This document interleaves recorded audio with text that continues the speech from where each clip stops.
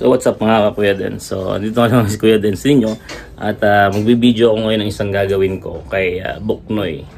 Ayan, papakita ko sa inyo kung paano ko papalitan yung nasirang plastic sa likod. Yung parang bintana ng Bajaj RE kasi sa akin napunit na eh. So ayun ipapalit ko, papakita ko sa inyo ngayon. So nakakita ko ng ganito sa Shopee. Ito siya. Ayan. Hindi ko muna inaalis sa lagayan kasi fragile siya na pwedeng ipalit doon sa nasirang parang bintana sa likod ng Bajaj. So ikakabit natin siya ngayon. Nagamit tayo ng ganito, tsaka ito pambutas doon sa trapal sana kaya.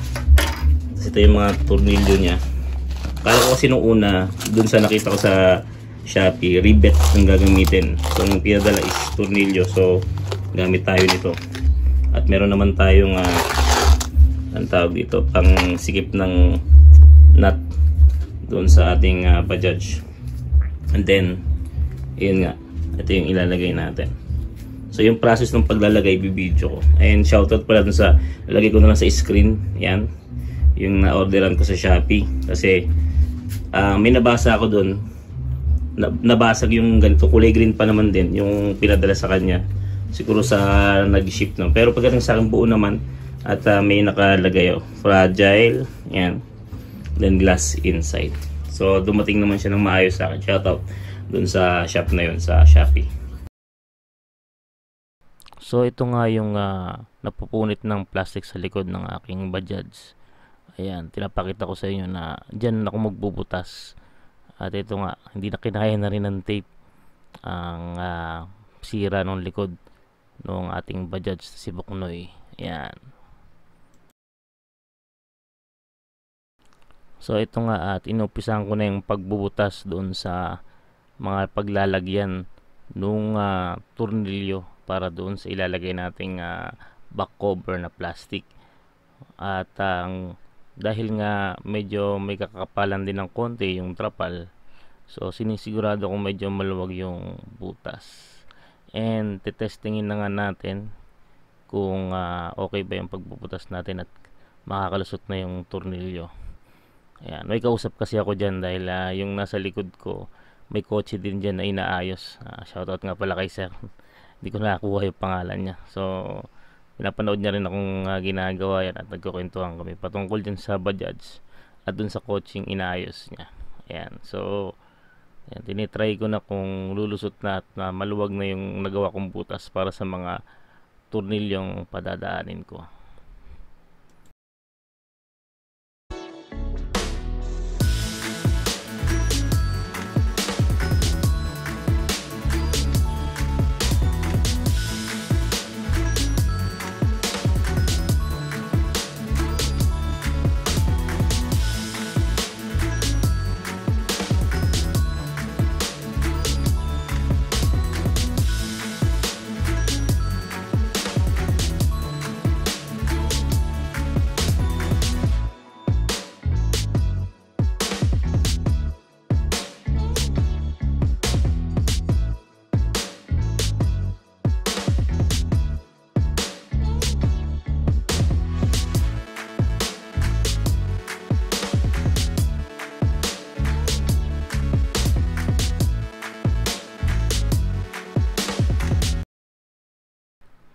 So ito naman yung part kung saan nilalagay ko na yung nuts sa kabila, no.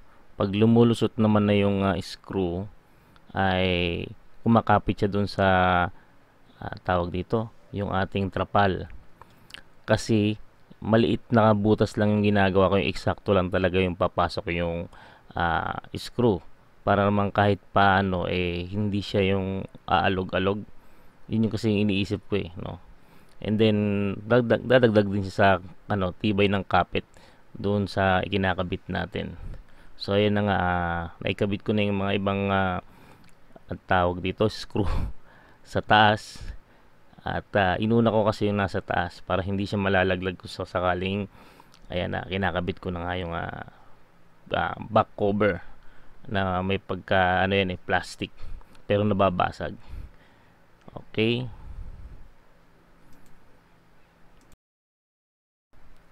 So dito sa part na to, halos lahat na ng screw ay naikabit ko na at nailagay ko na rin yung nuts. Ayan, tinuturo ko nga yung mga pinaglagay na. Sa baba din, halos na ang gagawin na lang dyan ay hihigpitan. Actually, hindi ko na record dun sa video, no, na tinawag ko si YP para tulungan ako higpitan. Yung tinutuktok ko kanina ay yung lower part na hindi ko na mabanat talaga yung trapal. Kaya medyo parang maluwag siya. Ayun. Ito naman yung part na pinapakita ko na kita na sa aking back mirror. Panibagong order ko nga ng back mirror yun kasi yung una kong ginagamit ninakaw. So kita na siya. Pag aatras ako, alam ko lang may maatrasan ako.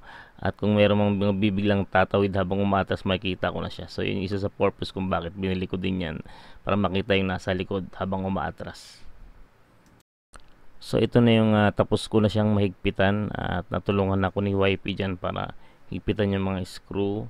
Ayan, pinapakita ko. And habang ginagawa ko yan actually, ayan, tinutuktok ko yung ilalim kasi medyo maluwag. Ay sinabihan ako noong ni Sir, yung nagagawa dun sa katapat kong sakyan na sana nilagyan ko daw ng parang pinakasilant. Kasi maaaring tumagos yung ano dyan, yung tubig pag umuulan. So yun yung pinapakita ko maluwag kasi hindi ko nga mabanat yung trapal. So siguro pag nakabili ako ng maayos na sealant, i-remove ko lang ng konti yan o luluwagan tapos lalagyan ko para tumagos yung tubig. So ayan na yung view niya pag tumitingin ka ngayon sa driver seat. Palikod, ganyan na, hindi na siya yung pangit na plastic. O nga pala, kung may napapansin kayo yung dilaw na container, lagayan ko yan ng gasolina. Reserve kumbaga kung malayo yung magiging biyahe namin. So yan na, medyo maganda na at kaya-aya ng tignan. Hindi katulad nung nakaraan na unang pinakita ko sa inyo, yung plastic na sira-sira na may tape. Ayan, so okay na siya at nakikita natin si Sir doon na nagtatrabaho doon sa kanyang kotse. So ito yung part na pinapakuha ko ng video kay YP kasi umalis kami dahil na taon namang birthday niya rin tong araw na to. So pagkakabit ko, umalis kami. Sabi ko, videohan mo nga para makita natin kung ano yung itsura niya kapag umaandar and masyado ba siyang natatagtag dahil nga unang-unang maluwag yung pinakababa. Ayan yung pinapakita ni YP. So hindi naman, sabi niya, at sa nakita ko naman sa video, hindi siya ganun katagtag. Pag malakas yung hangin and syempre malubak yun. So okay siya, okay, galing. So yun nga mga kakuya dans, ano, after kong ma-install yun yung ating salamin sa likod ay lumabas kami ni Miss kasi nagkataong birthday din niya ngayon. So sakto na kumain muna kami. And then tinetesting ko nga yung kung may alog ba kasi 'di ba nakita niyo naman doon sa pinakababa medyo maluwag yung pagkakabit kasi nahatak yung trapal and mahirap talaga siyang hatakin para gumawa ng butas sa pagkakabitan niya. Okay, so sabi naman ni Miss kanina habang binibidyohan niya nung umaandar kami, okay naman, hindi naman daw siya maalog. So habang waiting kay YP kasi namalengke siya ay binidyohan ko yung likod ni Buknoy, pogi na. Hindi na siya mukhang dugyot tingnan, ano. Nga lang mahigasgas yung trapal natin. And yun nakikita nyo parang puti-puting spot kaya dun sa plastic cover na ano, may pagkasalamin kasi babasagin siya ay mga alikabok na kumapit sa kanya. So yan na nga, magkano yung bili ko dyan? Around 500 plus. And then matagal itong na-ship kasi nanggaling pa to ng Mindanao Nagpapakita ko naman yung shop na pinag-orderan ko. So nung una kasi naghahanap talaga ako nung mag-i-install salamin na talaga ang plano kong gawin, kaya lang wala akong mahanap na mag-i-install ng salamin dito sa Laguna, particularly malapit dito sa amin sa Binyan, sa Timbao or Carmona around. Wala talaga akong makita. And then after searching sa Shopee at saka dun sa isang comment nung dun sa isang pinabibilangan naming grupo, meron nga ganyan nga daw na nabibili. So nakita ko naman okay naman siya kasi may mga bumibili naman, kinakabit, hangin ngayon So yun, trinay ko, available lang nila, sakto, isang dark yung hindi mo makikita yung likod mo, and then yung green, ganyan, sakto green naman si Buknoy. So yun na yung binili ko. At natutuwa naman ako kasi gumanda na yung itsura, hindi mukhang kung anong itsura. Yung before, siguro pakita natin yung picture ng before, tapos yung after nung mailagay yan. So nakakatuwa. Yan, kita yun sa likod. Ayan. Ayan. So again, nakikita ko na rin ngayon yung ano, kung meron mga kung aatras ako, kung may tao, kasi alam niyo, na-experience ko yun eh, biglang tumawid sa likod ni Badges habang umatras ako eh. So di naman natin na ano, dahil may mga tao talaga pipilitin yung tumawid kahit umatras ka na. So at least nga nakikita ko na yung nasa likod, and hindi na pangit yung itsura.